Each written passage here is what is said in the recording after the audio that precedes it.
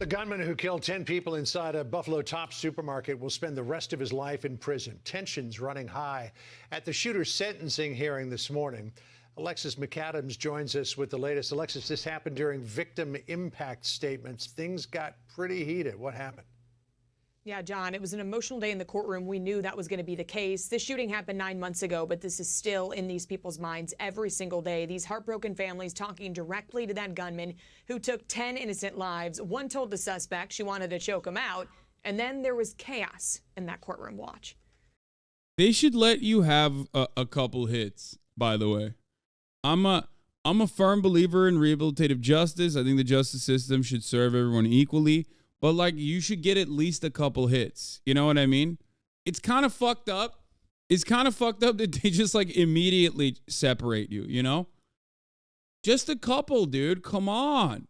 Like, what's the worst thing that could happen? I'm not talking permanent damage, but just a little bit of stress release, you know? Just a few. And then rehabilitation can start. You know what I mean? Victim impact state, but literally, yeah, exactly. Yeah, victim impact. And by impact, you're impacting the shooter with your punches, with your fists, or kicks, if you would like to use that. Maybe a headbutt, if you want to get crazy with it. You know what I mean? Like a couple. A man charges the Buffalo shooter in the courtroom. It is an injustice, in my opinion, to not let this man get a couple shots in, okay? That's my take. Just a couple, not like full blown. He doesn't kill him, but just a couple fucking shots. Just a couple good ones.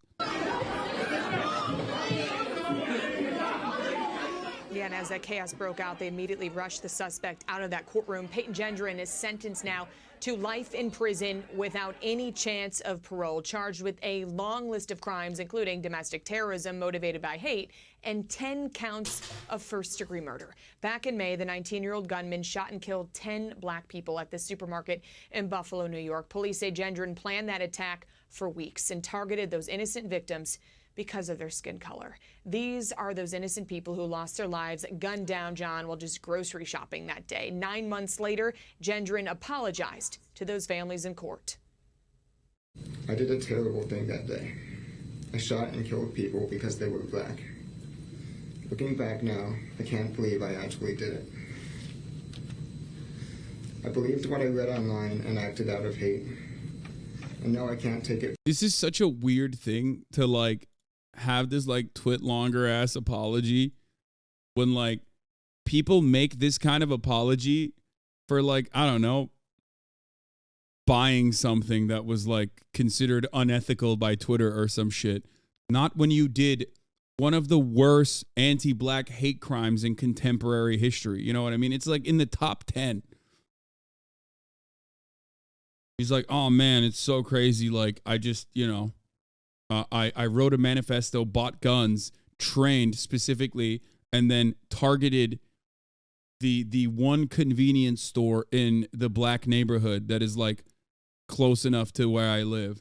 After doing something that terrible, what's the fucking point of apologizing? I think, well, the point, he's apologizing because he wants the court system to, like, try and make it seem like, he wants the judges to, like, be more sympathetic. That's why he's apologizing. Yeah. Mass shooting, hate crime, then apologizes if he started playing Hogwarts Legacy. Yeah. Drove halfway across the state. It was not close. He drove like 8 hours for it. I'm saying, like, close enough that he could get there by car. Back, but I wish I could. And I don't want anyone to be inspired by me and what I did. Yeah, and right after that, John, you could hear some family members in the background yelling, "You don't mean it," and then they were taken out of the courtroom, too, so a lot of emotion. Gendron faces more than 20 federal charges. It's a possibility that he could still face the death penalty, John. Well, let's put it this way. He's going to have a long time to ruminate on the horror that he caused that day. Yes. Alexis, thank you. This hateful. I think part of the people that should be ruminating about the horror that he caused are the people that run with the exact same narrative on mainstream media, like Tucker Carlson, Ben Shapiro, and the like, who turn around and talk about the Great Replacement, which was prominently featured in this fucking dickhead's manifesto. Those are the people who should ruminate, not him. He already did what he did. He's not, you know, very, very, very low chance of fucking recovery, very low chance of restitution, very low chance of, like, rehabilitation in that circumstance. There's still always a chance. There's a chance for every single person. And most people will never, ever forgive him for understandable reasons. Obviously, I'm not even going to fucking advocate for forgiveness in this circumstance, okay? But the real issue here is that the main people that basically create more of these white supremacist mass shooters, that want to create more of these white supremacist mass shooters, are out there doing the same shit with no consideration. No one even fucking thinks about it twice. Act and other similar hateful acts across the country, I gotta pee, I'll be back. motivated by white supremacy and replacement theory, are a reckoning for us as a nation. The ugly truth is that our nation was founded and built in part on white supremacy. However, white supremacy is not inevitable or unstoppable. It has been carefully cultivated and nurtured by individuals and the government for centuries. This is the history that we have all inherited. It has been passed down from generation to generation. We must acknowledge that history.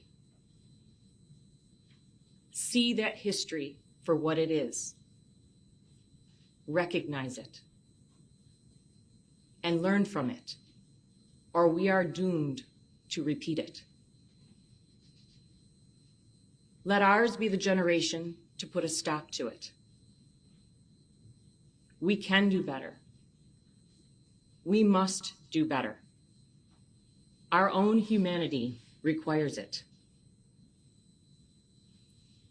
These are hard and challenging times.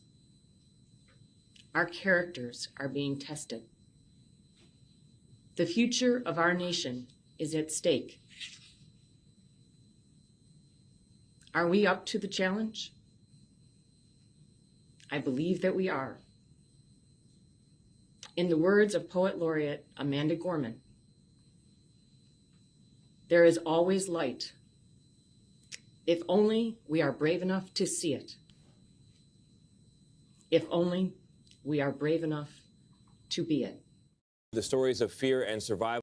I'm surprised that I would assume I would assume that Fox News would cover this and be like, wow, this is fucked up. I mean, this judge is doing CRT. You know? There you go. Another judge doing critical race theory here, talking about how America's like foundational principles revolve around justifying and upholding white supremacist values, you know?